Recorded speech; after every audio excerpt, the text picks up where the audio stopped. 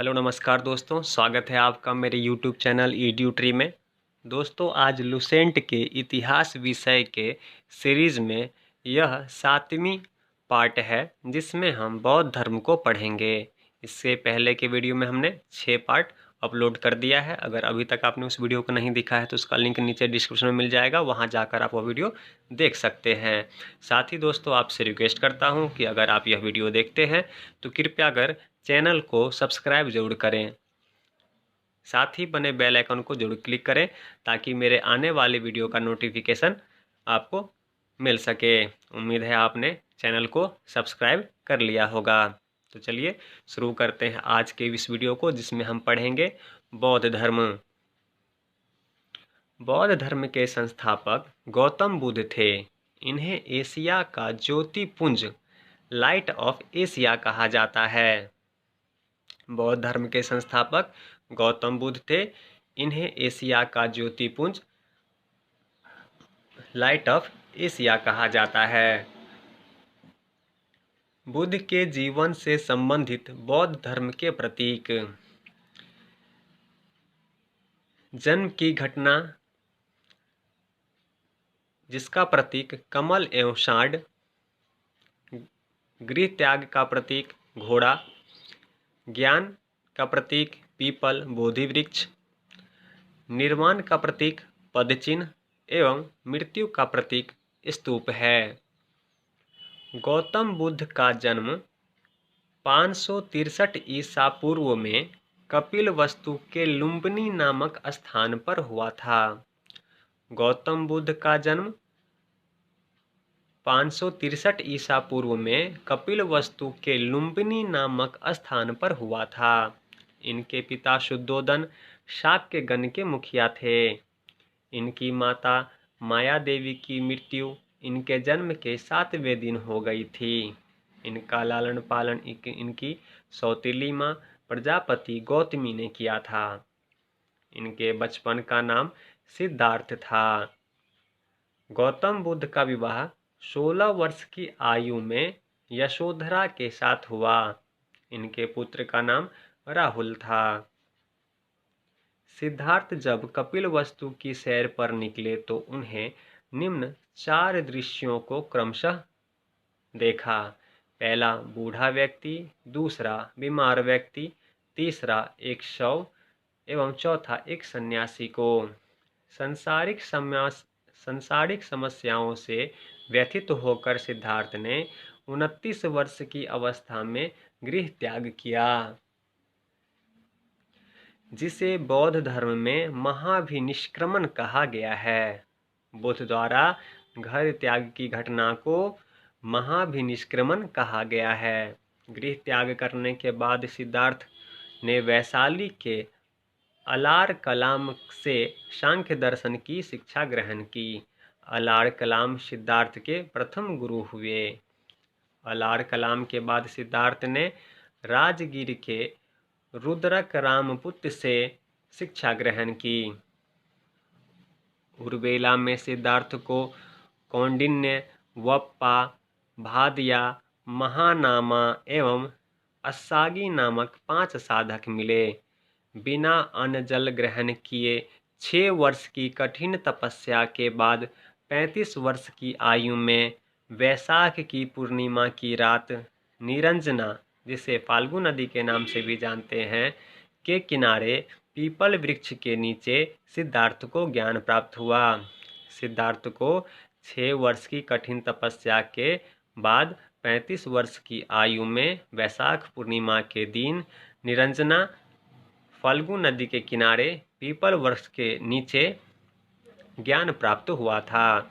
ज्ञान प्राप्ति के बाद सिद्धार्थ बुद्ध के नाम से जाने गए। वह स्थान बोध गया कहलाया। बुद्ध ने अपना प्रथम उपदेश सारनाथ ऋषिपतनम में दिया, जिसे बौद्ध ग्रंथों में धर्मचक्र परिवर्तन कहा गया। बुद्ध ने अपना उपदेश सारनाथ, जिसे ऋषिपतनम के नाम से भी जाना जाता था, वहां दिया। बौद्ध ग्रंथों में इस घटना को, प्रथम उपदेश की घटना को धर्मचक्र प्रवर्तन कहा गया है। बुद्ध ने अपने उपदेश जनसाधारण की भाषा पाली में दिया। बुद्ध ने अपने उपदेश जनसाधारण की भाषा पाली में दिया। बुद्ध ने अपने उपदेश कौशल, वैशाली, कौशाम्बी एवं अन्य राज्यों में दिए।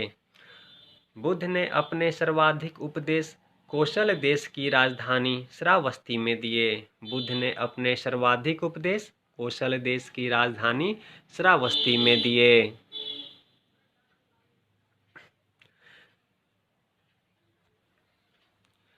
इनके प्रमुख अनुयायी शासक थे बिंबिसार, प्रसेनजीत एवं उदयन। बुद्ध की मृत्यु 80 वर्ष की अवस्था में 483 ईसा पूर्व में कुशीनारा, देवरिया, उत्तर प्रदेश में चुंद द्वारा अर्पित भोजन करने के बाद हो गई, जिसे बौद्ध धर्म में महापरिनिर्वाण कहा गया। बुद्ध की मृत्यु 80 वर्ष की अवस्था में 483 ईसा पूर्व में कुशीनारा, जो देवरिया उत्तर प्रदेश में है, वहाँ चुंद नामक व्यक्ति के द्वारा अर्पित भोजन करने के बाद हो गया था। बुद्ध के निर्वाण की घटना को महापरिनिर्वाण कहा गया है। बुद्ध के मृत्यु की घटना को महापरिनिर्वाण कहा गया है। मल्लों ने अत्यंत सम्मानपूर्वक बुद्ध का अंत्येष्टि संस्कार किया। मल्लों ने अत्यंत सम्मानपूर्वक बुद्ध का अंत्येष्टि संस्कार किया। एक अनुश्रुति के अनुसार मृत्यु के बाद बुद्ध के शरीर के अवशेषों को 8 भागों में बांटकर उन पर 8 स्तूपों का निर्माण कराया गया। बुद्ध के जन्म एवं मृत्यु की तिथि को चीनी परंपरा के कैंटोन अभिलेख के आधार पर निश्चित किया गया है। बुद्ध के जन्म एवं मृत्यु की तिथि को चीनी परंपरा के कैंटोन अभिलेख के आधार पर निश्चित किया गया है। बौद्ध धर्म के बारे में हमें विशद ज्ञान त्रिपिटक, जिसमें विनय पिटक, सूत्र पिटक व अभिदंभ पिटक से प्राप्त होता है। तीनों पिटकों की भाषा पाली है। विनय पिटक, सूत्र पिटक व अभिदंभ पिटक को त्रिपिटक कहा गया है। त्रिपिटक का संबंध बौद्ध धर्म से है। तीनों पिटकों की भाषा पाली है। बौद्ध धर्म मूलतः अनीश्वरवादी है। इसमें आत्मा की परिकल्पना भी नहीं है। बौद्ध धर्म में पुनर्जन्म की मान्यता है। तृष्णा को छिन्न हो जाने की अवस्था को ही बुद्ध ने निर्वाण कहा है। तृष्णा के छिन्न हो जाने की अवस्था को ही बुद्ध ने निर्वाण कहा है। विश्व दुखों से भरा है का सिद्धांत बुद्ध ने उपनिषद से लिया। बुद्ध के अनुयायी 2 भागों में विभाजित थे। पहला भिक्षुक, दूसरा उपासक। भिक्षुक बौद्ध धर्म के प्रचार के लिए जिन्होंने संन्यास ग्रहण किया उन्हें भिक्षुक कहा गया। उपासक गृहस्थ जीवन व्यतीत करते हुए बौद्ध धर्म अपनाने वालों को उपासक कहा गया। बौद्ध संघ में सम्मिलित होने के लिए न्यूनतम आयु सीमा 15 वर्ष थी। बौद्ध संघ में प्रविष्ट होने को उपसंपदा कहा जाता था। बौद्ध धर्म के त्रिरत्न हैं बुद्ध, धम्म एवं संघ। बौद्ध धर्म के त्रिरत्न हैं बुद्ध, धम्म एवं संघ। बौद्ध सभाएं।